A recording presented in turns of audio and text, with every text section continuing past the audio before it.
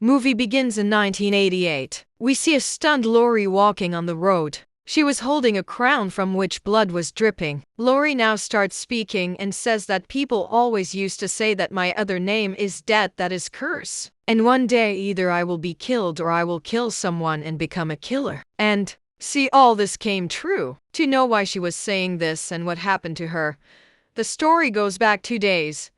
We are shown Lori's school where preparations were going on for the prom night. Lori had also given her name as the prom queen. Apart from her, there were 5 more candidates, which included the most popular girl of the school, Tiffany, and all the girls of her group, whose group was known by the name of Wolfpack. Just like people were scared of Wolfpack, similarly the whole school was scared of their group. And the last girl, Christy, was also a candidate for the prom queen who actually earned money by selling small drugs in the school and in the town.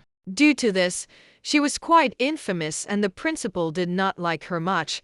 Now we are shown Lori's class where the teacher was discussing everyone's future. Lori tells here that she wants to become a great writer. Hearing this, Tiffany's whole group starts making fun of her. However, the teacher makes them quiet. But one by one they start making fun that her mom had beaten her dad. She will write the same story. Hearing this from Tiffany's friends, Lori's friend gets very angry. And in anger, she puts her hand on the table and cuts it with a big knife. And blood starts oozing from her hand on the floor, due to which the whole class gets scared. Actually, Megan did this prank to take revenge for her friend Lori. All of them were scared, so now she was making fun of them. Seeing them, the professor throws Megan out of the class and we come to know that the professor is Tiffany's dad.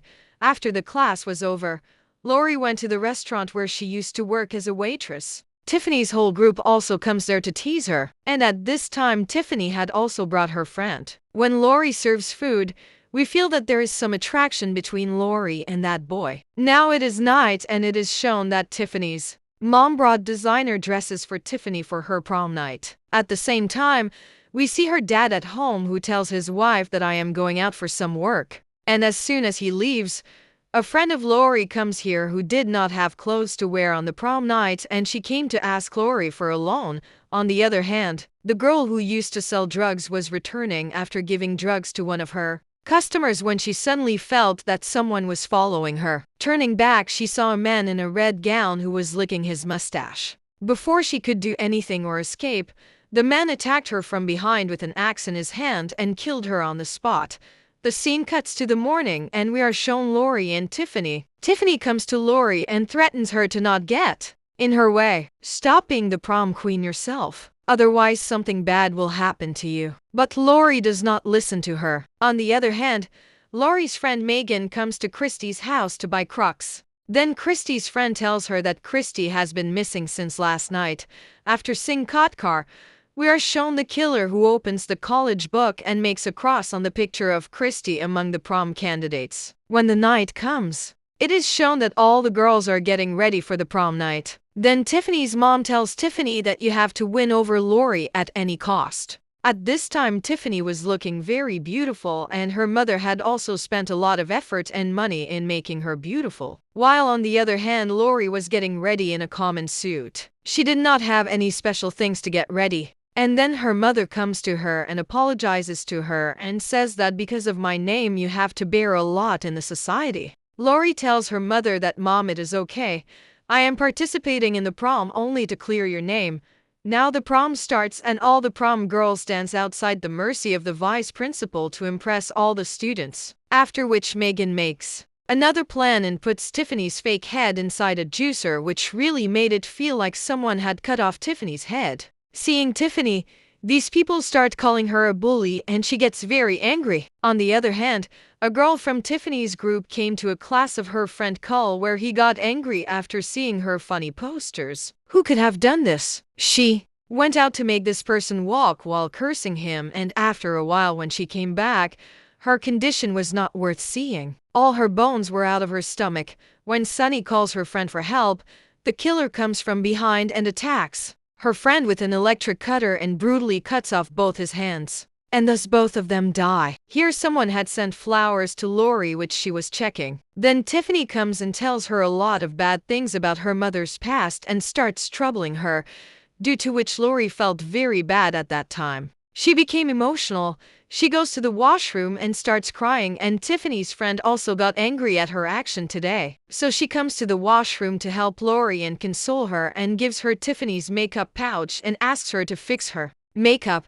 Being Tiffany's friend, Tiffany gets angry at her own friend for helping Lori and gets so angry that she tries to hit her. Here the girls together settle the fight, and after this there is a dance competition between Lori and Tiffany in which Lori danced very well and Tiffany, in her passion and anger, danced so fast that everyone started calling her Dance a Monkey. Dance, and she got very humiliated and became a laughing stock at the prom. After being exposed in front of everyone, Tiffany's friend also breaks his friendship with her and goes to Lori because he liked Lori but he could never gather courage to tell her. Now when Tiffany's friend who had helped Lori goes to the changing room to change, the killer comes there too. Scared of him, she turned back, but there was another killer there too who, before she could think, stabs her on the head and murders her. This scene reveals that there are not one killer but two. Here, when Lori and the boy were about to come closer, Megan came and stopped them because she had sensed something bad. She tells in a panic that all the prom queen candidates are disappearing one after the other. As they were talking about this, the killer came to another room to find another victim, where another prom queen candidate was with her friend. He kills her friend by attacking her with a machine. The girl was so scared that she did not know what to do. To save herself, she started moving backwards quickly to escape from the killer. But she did not know that there was an electric mains rack behind whose heavy wires she would get hit by and get a severe electric shock and die in a few seconds. After killing them, the killer had killed 4 out of 6 prom queen candidates. Only Lori and Tiffany were left alive. Here Megan and Lori were still talking about the disappearance of the prom queen candidates. Megan says that I suspect that the reason behind their disappearance is our professor's son, who is also considered the devil here. Lori finds her words nonsense and tells her to go to hell. Lori was angry at this time because a lot of wrong had already happened to her, and now if she was about to have a moment, Megan had ruined that too. Megan was angry with her friend's spirit, but she left from there, and as soon as she went to the basement, she saw the dead bodies of 3 people and got scared while Lori went to the auditorium with her friend. Before these people could talk or do anything here, the killer comes from behind and suddenly stabs the boy in the head from above, and he dies on the spot.